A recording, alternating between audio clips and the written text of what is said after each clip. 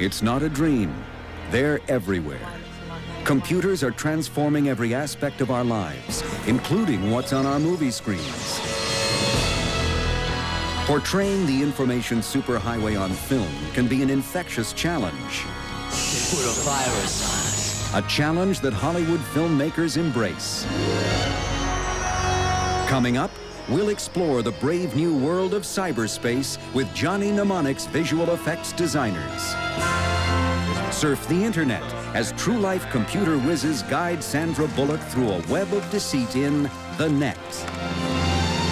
And enter a futuristic realm of virtual terror where Denzel Washington battles his way out of Virtuosity.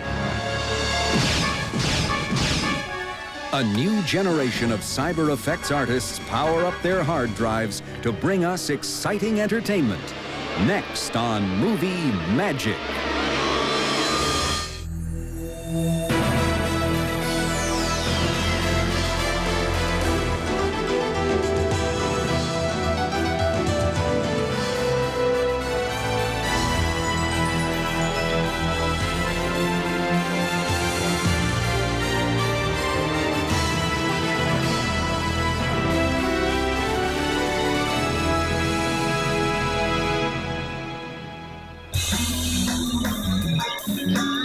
On a soundstage in Toronto, a surreal vision of the future is brought to life.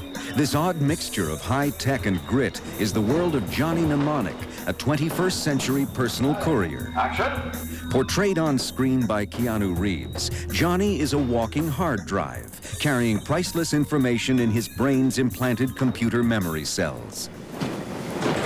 Give me the data. To keep his head on his shoulders, Johnny must venture into cyberspace, the much discussed but hard to envision world that exists inside computer networks. This imaginary landscape of digital bits and bytes was first conceived by the creator of Johnny Mnemonic, author William Gibson. Cyberspace was coined as a buzzword. I needed a snazzy neologism to stick at the front of a science fiction story and grab the reader's attention. And so when I coined it, I had only the vaguest idea of what it might subsequently come to mean. Today, cyberspace has become a catch-all term to describe a computer world network one can't physically see. That hasn't stopped filmmakers from attempting to visualize this world on screen. In 1982, the futuristic adventure Tron ventured into cyberspace by following half-human, half-digital characters as they zoomed through computer circuitry. A year later, the scientists depicted in Brainstorm strapped themselves into sensory experience headsets for a taste of virtual overload. But the filmmakers translating Johnny Mnemonic's story to the screen envisioned cyberspace as a much denser, more complex landscape. Director Robert Longo relied on his background as a visual artist to determine the movie's digital terrain. Cyberspace had to have a feeling of infinity. And at the same time, it had to be a city. You had to be able to do stuff in it. You had to be able to reach in it and grab stuff and move things around. That a kind of physical space was really important, that you could travel through it. In a key sequence, Johnny makes a long-distance telephone call through cyberspace. To create the digital portions of this sequence, Longo turned to the computer animators at Sony Pictures ImageWorks. The producer of the telephone sequence, George Merkert, was both excited and a bit perplexed by the assignment. First of all, what in the world does cyberspace look like? To answer that question, you've got to find somebody who's got a vision of what cyberspace should be. I was lucky in that I had John Nelson, the visual effects supervisor, and Jamie Rama, both in the same company. Those two guys put their heads together and came up with this idea of creating a space that was based on the idea of buildings and community, but projecting it 50 years into the future. Inspired by the ideas of early 20th century architect Hugh Ferris, John and Jamie designed a futuristic city existing within microchips. Our concept for cyberspace is very definitely the urban environment of the future. We feel that in the future you'll commute, get your education, do business and commerce all via computer, and you'll telecommute from wherever you live to wherever you need. To illustrate this digital metropolis, Nelson and art director Rama used images suggested by Gibson's script and short stories. Conceptual drawings were laid out in sequence on storyboards. This really needs to be the important moment, because he'll stop here, and then there'll be like the Cyberspace Tabernacle Choir right here. Rama then took these images to his personal computer, where he painted full-color renderings of the various levels of cyberspace. We designed 3 distinctly different looks for cyberspace, and it's just like different parts of a city might look completely different. We wanted each to have a distinctive flavor. There was upper-level cyberspace that's corporate and cool. There's Cyber Beijing, that was where 800 million Chinese have buying power. And then there's Cyber Newark, who's sort of smoky and smoggy and concrete and post-industrial. Once these designs were approved by Longo, the Sony animators converted them into 3-dimensional wireframe models. I would take this shape and move it up into this area here so that it's more in that space. Much of the animation was created on personal computers, a development that heralds a major evolution in Hollywood. In the past, only high-end computer workstations were deemed powerful and fast enough to create visual effects for feature films. But the new, more powerful desktops used on Johnny Mnemonic prove PCs are up to the task. 15 animators worked under supervisor Frank Foster to realize the complexity of cyberspace. We spent a lot of time adding as much depth and detail and movement and activity throughout the entire 3D space so that it would feel like this was a really big cyberspace environment. Every point in the wireframe model is painted and shaded. Separate trajectories are then plotted for each object to follow in the animated sequence. All these little elements here are 3-dimensional elements that can move within the scene and allow us to get that feeling of depth, to get the fully rendered look of cyberspace. The choreography of these elements is plotted through numerous tests. The staff then gathers to screen and assess each test. The most important thing here is the attack when we go in. And then the quick backing. We can stop quickly. We want to really control it a lot. It's like the conductor in Fantasia where he goes like that, and everybody just goes, That's the control this guy has over his hands. Each test becomes more dense until finally Johnny's fully rendered hands maneuver him through the minefields of cyberspace. Among those who praised the animator's work was the man who first imagined this micro-universe. When I first saw the ImageWorks telephone call, I just thought, wow, I almost fell out of the chair. I mean, that sort of sense of speed and depth and complexity, it's great. Get off my board. It's very good. Too hot. The use of personal computers has the potential to revolutionize the way feature film visual effects are created. One of the things I think all of the visual effects companies are looking for are ways to be able to do the work faster, cheaper, with the good quality that everyone expects. And we're finding that we can do things very quickly with this application. Good morning. When we return, Sandra Bullock finds surfing the internet can be a dangerous sport. Good evening, Dave. How you doing, Hal? Everything's running smoothly, and you? Oh, not too bad. Computers first appeared on movie screens in the early 1950s, but it wasn't until 1969, with Stanley Kubrick's 2001: A Space Odyssey, that they made a memorable cinematic impact. Open the pod bay doors, Hal. I'm sorry, Dave. I'm afraid I can't do that. The ominous voice of the spacecraft's mainframe, HAL 9000, left a foreboding impression of what the computer age might hold in store. While computers have not proven to be killers, abuse of digital capabilities by humans provides a backdrop for the techno-thriller The Net. But believe me, the kids will eat this up. In this PC-packed story, a young computer analyst's life ultimately depends on her ability to manipulate the keyboard. For a while, one keystroke will wipe out your whole system. Since moviegoers are now so computer-savvy, the handling of computers on screen must be absolutely realistic, a challenge recognized by the film's star Sandra Bullock. There's a way that you do things on the keyboard that you don't even need to think about. You know, if somebody's watching themselves play with the mouse, that shows you that that's somebody who's obviously never played with a mouse before. You just want it to be natural and have a natural rhythm that doesn't look thought out. You don't want it to look like she's thinking about the next move she's going to make on the computer. Ensuring that Sandra makes all the right moves is the movie's computer graphics supervisor, Todd Marks. The computer plays the part almost of an actor in the story here, because so much of the story relies on what happens on the computer screen. We've been asked to create a great number of custom screens specifically designed to tell story points in the movie. These computer screen graphic displays, ranging from an internet pizza delivery service to inter-FBI email, must appear on the computer monitors as if in response to the actor's keystrokes. The software is designed so that actually the actor can hit any key and the right thing comes up on the screen. They don't have to concentrate exactly on hitting the right key. So it gives us the ability to make it look real. The pre-programmed computers free the actors to concentrate on their performances.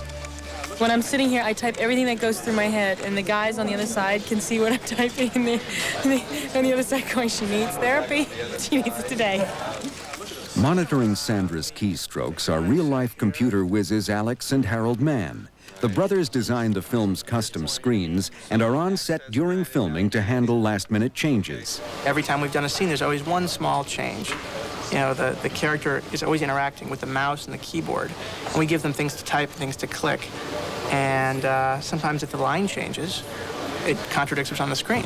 Go back to what he's doing by the time Wendy comes in. By the time Wendy comes in. This flexibility was demonstrated while filming a scene in which Sandra's character books an aisle seat on an airplane. Somebody pointed out that seat 8A would never be on the aisle. It would be on the window. And the neat thing about having a computer on set is that you can make that change right on the spot. So we are able to be as flexible as we need to be right on the set, and it becomes like any other prop. Having such rapid-fire technology at hand can be a valuable tool, yet not one to be taken lightly, according to the film's director and Academy Award-winning producer, Irwin Winkler. Now you go so fast sometimes you don't have a chance to think. And that, to some extent, is what the film is about, is that you better not lose contact with human beings, and you better not depend strictly on technology, because you can end up alone and afraid.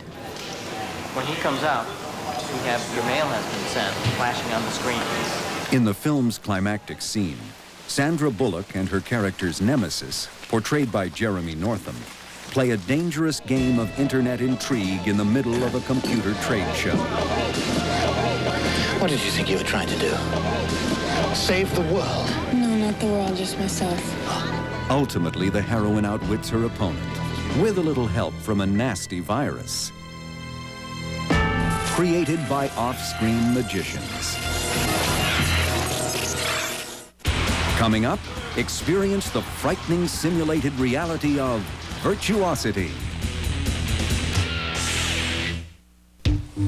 This huge warehouse in Playa del Rey, California, is one of the largest wooden structures in the world. It was originally built as the assembly site for Howard Hughes' jumbo airplane, the Spruce Goose.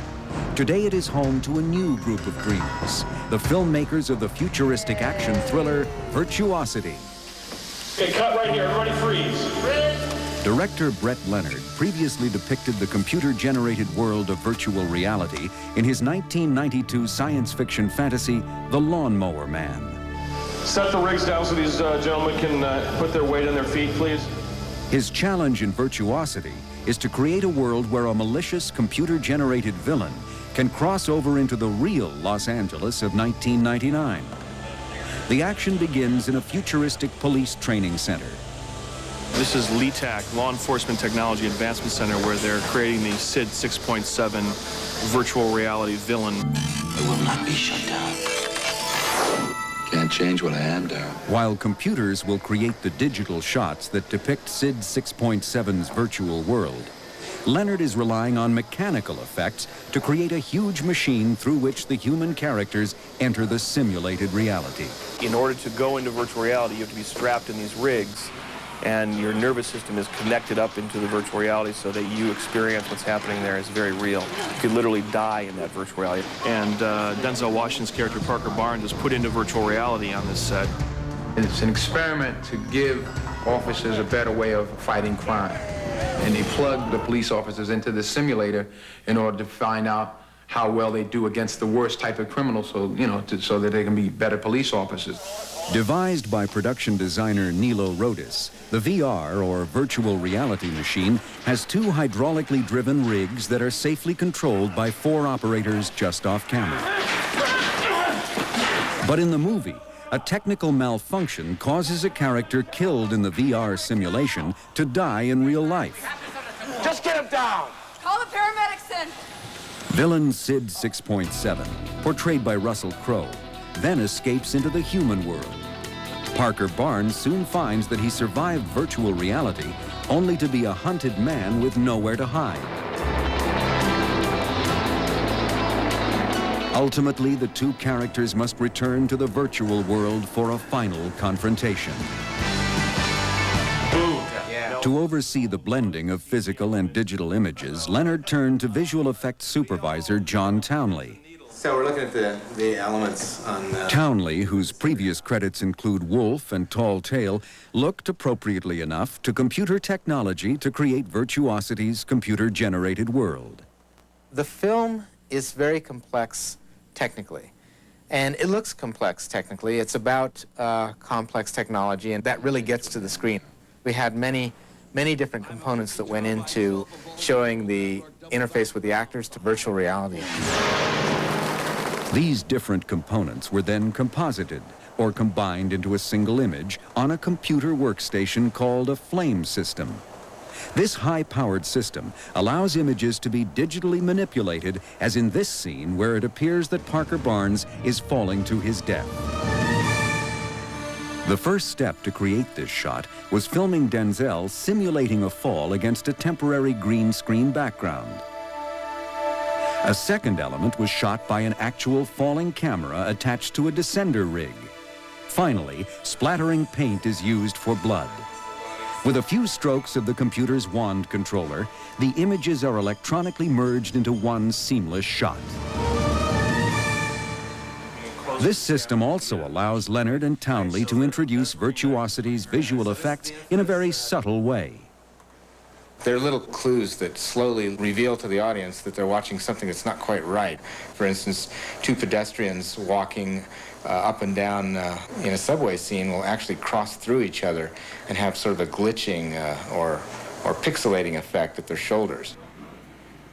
Other VR sequences are being created at L Squared, one of the newer generation of Hollywood effects houses.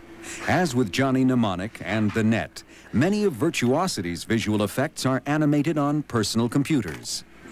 Reveal the skin in organic fashion to make it... With the animated nanotexture. Correct. Visual effects producer Jim Wheelock oversaw the film's animation elements. Where we felt the PC animation was a very natural and obvious fit was in creating the look of a VR world. PCs were the primary tool used for generating those animation sequences. One of the film's most striking visual illusions occurs when the human characters are pulled out of the virtual reality world. To produce these dematerializations, it is necessary to first generate a 3-dimensional sculpture of each actor, which can be manipulated by computer. Lean back just a tad. I need you to hold still for about 15 seconds. It's going to go around you. These sculptures are created by scanning the performers with a laser beam, a technique originally developed for plastic surgeons to show patients how they might look after surgery. These digital doubles, like the laser scan of Denzel Washington, were imaged at Viewpoint Data Labs. They are then manipulated by L Squared's animators to create shots that would be impossible to film. Compositing of the dematerialization elements was overseen by Dan Todd. If you look really closely here, you'll actually see this is Denzel. This is an actual photographic image of Denzel with a computer graphic background. So we have a nice blend transition to a computer graphic model, 3D model of Denzel. And the 3D model we then take and very unkindly rip apart.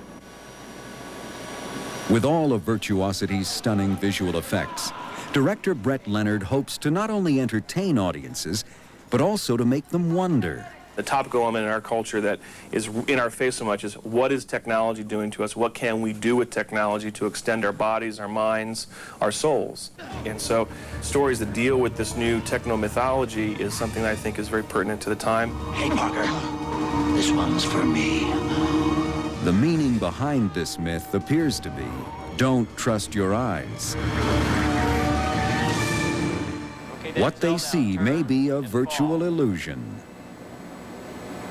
While the tools to produce high-quality visual effects are now widely available, the creative vision necessary to realize these images will never be sold in stores. People in the effects business tend to be visionary, and they just want that image. And I think every animator lives to really get it right, because they know it's a little bit of immortality. Whether it's Virtuosity's filmmakers blending the physical and digital worlds, the Net's off-screen wizards orchestrating online intrigue, or Johnny Mnemonic's animators charting the digital landscape of cyberspace, the result is an eye-opening vision of virtual movie magic. Good morning.